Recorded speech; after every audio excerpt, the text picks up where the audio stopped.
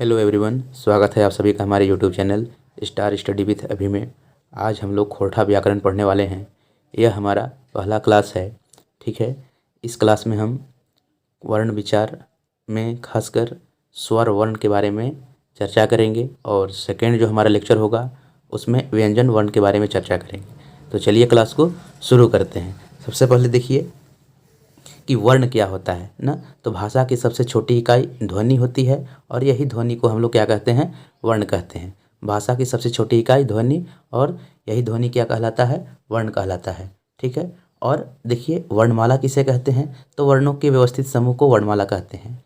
वर्णों के व्यवस्थित समूह क्या कहते हैं, वर्णमाला कहते हैं। अब देखिए किसी भी भाषा को लिखने के लिए जो है लिपि का प्रयोग होता है। ठीक है, तो लिपि का अगर परिभाषा का बात करें कि लिपि आखिर है क्या, तब आपको जवाब क्या देना है कि किसी भी भाषा को लिखने के लिए, किसी भी भाषा को लिखने के लिए जिन चिन्हों का हम प्रयोग करते हैं ना, उसे क्या कहते हैं, लिपि कहते हैं। खोरठा भाषा की लिपि जो है देवनागरी है। यहाँ हम लिखने के आधार पर बताए हैं ना। ठीक है, लेकिन ऐसे झारखंड में जो है खासकर 5 एग्जाम में अगर पूछेगा, जैसे संताली का लिपि क्या है तो ओल चिकी है, कुडुख का लिपि क्या है तो तुलोंग सिकी हो गया, हो का लिपि क्या है तो हो का लिपि आपका बरांग चिती होता है, कुरमाली का क्या है, कुरमाली चिस होता है, और खोरठा का आपका क्या हो जाएगा, तो खोरठा का डॉक्टर नागेश्वर महतो के अनुसार जो है ये खोरठा की लिपि खोरठा ही बताते हैं ना। अगर एग्जाम में प्रश्न आया कि खोरठा की लिपि क्या है तो वो आपको खोरठा लिपि ही बताना है डॉक्टर नागेश्वर महतो के अनुसार। यहाँ जो हम बात किए हैं, ठीक है, ये देवनागरी लिपि से इसलिए किए हैं क्योंकि देवनागरी लिपि के अनुसार ही जो है यहाँ खोरठा में भी वर्ण विचार का जो है लिखने का यूज होता है ना। लेकिन एग्जाम में प्रश्न पूछे कि खोरठा भाषा की लिपि क्या है, तब आपको क्या जवाब देना है कि खोरठा भाषा की लिपि जो है आपका खोरठा लिपि है डॉक्टर नागेश्वर महतो के अनुसार, या किसी के अनुसार। एग्जाम में अगर अगर आ गया तो आपको डायरेक्ट यही मारना है, खोरठा लिपि, ये खोरठा भाषा की लिपि खोरठा ही है ना। ध्यान दीजिए, खोरठा भाषा में देवनागरी लिपि के सभी अक्षरों का उपयोग नहीं होता। ऐसा हम क्यों कह रहे हैं तो उसके बारे में हम नीचे बात करेंगे। खोरठा भाषा की लिपि क्या है, तो लिपि यहाँ डायरेक्ट हम देवनागरी का यूज किए हैं, लेकिन एग्जाम में अगर पूछे तो आपको क्या बताना है, खोरठा का लिपि खोरठा है ना। खोरठा भाषा में देवनागरी लिपि के सभी अक्षरों का उपयोग नहीं होता है ना। तो वैसे कौन कौन से अक्षर हैं, देवनागरी लिपि के ऐसे कौन कौन से अक्षर हैं जो खोरठा भाषा में नहीं यूज होता है, तो आगे हम बात करेंगे। ठीक है, पहले देखिए खोरठा में जो है कुल स्वर कितने हैं, तो खोरठा में कुल स्वरों की संख्या जो होती है वो 8 होती है। साथ ही साथ अगर व्यंजन का बात किया जाए तो व्यंजन जो हैं वो 31 है। खोरठा में आपका कुल 8 स्वर होता है, और साथ ही साथ व्यंजन का बात किया जाए तो व्यंजन जो है आपका 31 है ना। मूलतः अगर हिंदी में बात किया करें हम लोग तो उच्चारण की दृष्टि से 10 होता है, और ऐसे अगर स्वरों की संख्या पूछ दे तो 11 बताना है। उच्चारण की दृष्टि से 10 और लेखन दृष्टि से हिंदी में कुल स्वरों की संख्या पूछ दे तो 11 होती है। ठीक है, तो कौन कौन जो हैं जी, वो 11 हैं। कौन कौन हैं जो 10 हैं, और कौन कौन आपका 13 होता है ना, वो तीनों के बारे में हम अभी जस्ट चर्चा कर दे रहे हैं। ठीक है, देखिए ध्यान से देखिएगा, खोरठा में और इधर हिंदी में। ठीक है, गौर कीजिएगा, गौर कीजिएगा, हिंदी में ना स्वरों की संख्या अगर पूछ दे, स्वरों की संख्या, तब आपको 11 बताना है। ठीक है, पहला क्वेश्चन स्वरों की संख्या अगर पूछ दे तो 11 बताना है। दूसरा क्वेश्चन हमारा हो गया स्वरों की संख्या उच्चारण की दृष्टि से, उच्चारण की दृष्टि से, तो स्वरों की संख्या उच्चारण की दृष्टि से जो है वह केवल 10 होता है। ठीक है, तीसरा जो हमारा प्रश्न बनता है हिंदी में कि स्वरों की संख्या, स्वरों की संख्या लेखन की दृष्टि से, लेखन की दृष्टि से, तो लेखन की दृष्टि से जो है स्वरों की कुल संख्या जो है वह 13 होता है ना। अब चलिए खोरठा में, तो खोरठा में हम यहाँ लिखे ही हैं, ठीक है। खोरठा में स्वरों की कुल संख्या 8 होती है। वे कौन कौन हैं? अ हो गया, आ हो गया, छोटी ई, बड़ी ई, छोटा ऊ, बड़ा ऊ, ए ओ। ये जो है स्वरों की कुल संख्या 8 हो गया, जिसमें 3 ह्रस्व स्वर होते हैं और 5 दीर्घ स्वर होते हैं। चलिए देखिए, ये ह्रस्व स्वर क्या है आपका और दीर्घ स्वर क्या है। तो ऐसा स्वर जिनका उच्चारण करने में कम समय लगता है ना, जिनका उच्चारण करने में जो है वो कम समय लगता है, उसको क्या कहते हैं हम लोग? ह्रस्व स्वर। जबकि ह्रस्व स्वर की तुलना में ह्रस्व स्वर की तुलना में दीर्घ स्वर जो होते हैं, इनका उच्चारण काल यानी उच्चारण समय जो होता है वह ज़्यादा यानी अधिक होता है, ठीक है। अब देखिए, खोरठा में हिंदी के 3 ऐसे अक्षर हैं जिनका उच्चारण ही नहीं होता है ना, इसको निगलेक्ट कर दिया गया है। खोरठा में री, ए, औ का उच्चारण ही नहीं होता ना, इसको क्या कर दिया गया है? निगलेक्ट कर दिया गया है। इसीलिए आपको कहीं लिखा हुआ भी नहीं मिलेगा। री, ए, औ, ये 3 चीज़ बिल्कुल लिखा हुआ नहीं मिलेगा। इसके प्लेस पे आपको मिलेगा, परंतु री, ए, औ ये नहीं मिलेगा, ठीक है। यहाँ लिखे भी हैं हम कि ए का प्रयोग नहीं होगा, री का भी प्रयोग नहीं होगा खोरठा में, और साथ साथ ओ का भी प्रयोग नहीं होता है, लेकिन इसके स्थान पर होता है ना, इसके स्थान पर जो है आपका होता है। चलिए देखिए, ए के स्थान पर जो है क्या यूज होता है? तो ए के स्थान पर ना, खोरठा में ए के स्थान पर क्या यूज होता है? ऐ का प्रयोग होता है। औ के स्थान पर जो है ना, तो औ के स्थान पर औ का प्रयोग होता है, औ, उ ना। और री में जो है, री के स्थान पर या तो हर्षई आ जाएगा या तो दीर्घई आ जाएगा, लेकिन इस री का प्रयोग जो है वो खोरठा में नहीं होता है ना। जैसे बात करें मैदा, ठीक है, बात कर रहे हैं हम लोग मैदा।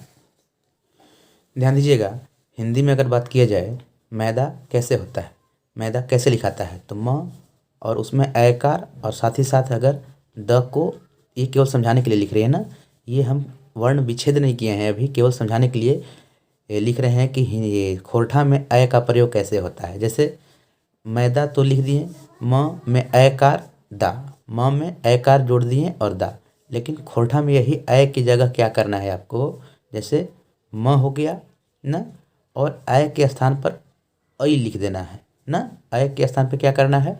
ऐ लिख देना है, और यहाँ क्या हो जाएगा? दा। तो अगर इसका फाइनल आंसर अगर देखें तो खोरठा में